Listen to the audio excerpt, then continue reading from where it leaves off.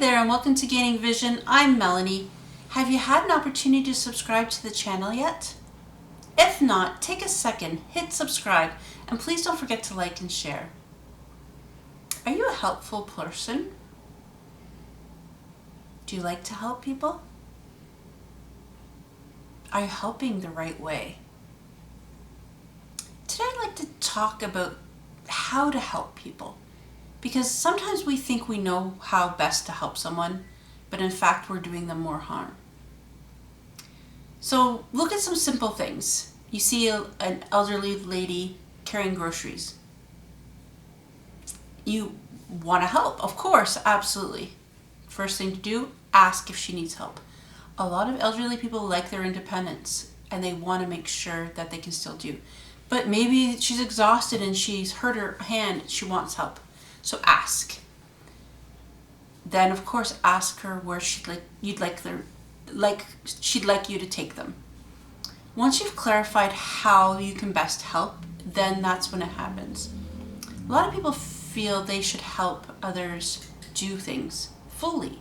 So another example is, oh, I'll take care of your kids, no problem. You might think you're helping out, and it might be a big relief for that individual. But people sometimes need to take accountability and do for themselves. Not saying that everybody doesn't need a break, because trust me, there's times that all people need a break. So helping take care of the kids when they absolutely need it is great. The fine line of helping somebody by doing too much and not letting them learn for themselves of how to do things, it's counterproductive. If you want to help a child with their homework, you're not going to do the work for them. You're going to show them how to do it, and that's helping them. Because if they don't learn how to do it, they're never going to learn, and you're always going to be doing their homework. So by helping, the best way to help is by showing, demonstrating, and teaching somebody to do something for themselves.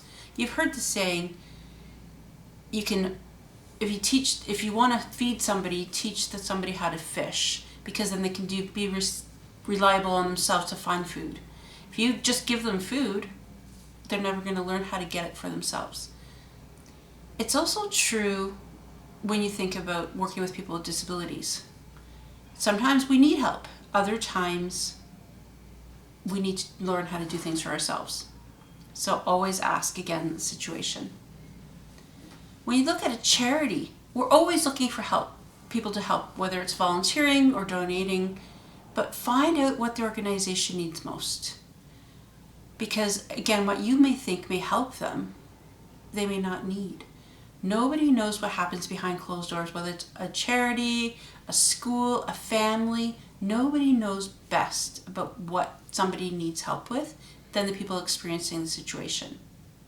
Open dialogue, understanding the needs, and how you can best help is the best thing you can do for anyone in helping.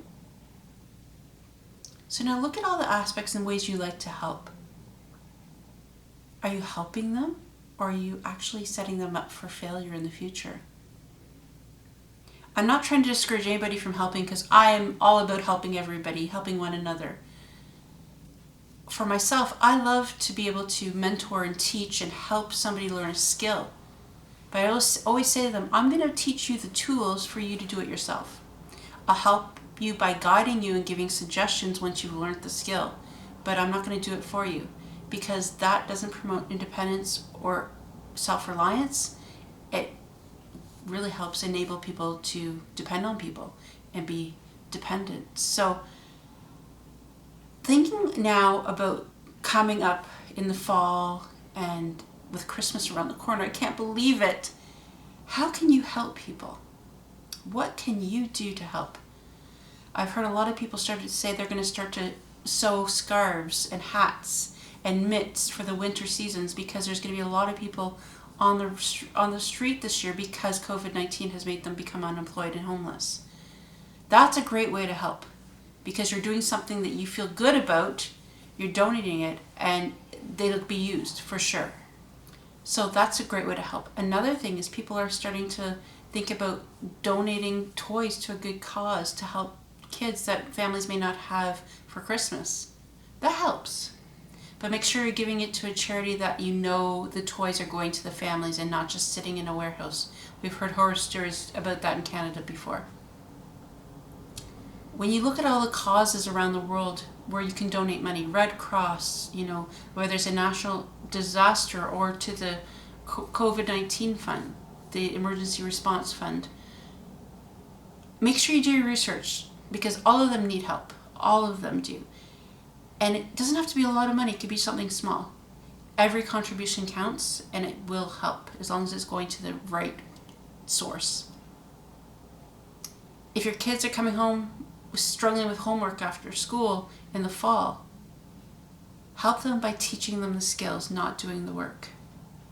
Don't let them get off the hook just because, it's different learning style, it's different this, is different that. There's going to be a lot of excuses, but you're not going to help them. You're going to hinder them by doing that. And finally, how can you help yourself? Look at what your goals are for coming up. Whether it's a week, a month, a year, 6 months, whatever the time frame. How can you best help yourself? Is it by taking on a new challenge, by taking a course, or by exercising more? Or what is it for you that's going to help? Do you need help from somebody else? Or are you just being lazy because you don't want to do something? If you ever have to ask for help, it's not a bad thing, but it has to be real. It can't just be because you want a break or you don't want to do the work. Think about helping. Helping is a wonderful thing because it makes you feel great about yourself and you're helping somebody or something. And understand what your helping source and plan is going to be for the next few months. As we get closer to the winter season, we think more about what people don't have and ways we can help. The Shoebox Project is another big one for Christmas time, and the Make-A-Wish Foundation. All of these ones, Children's Christmas Funds, all of those are great causes, and we can help by volunteering our time, making financial contributions, or possibly donating gifts. So think about it, how you best can help somebody, and definitely do that as often as you can.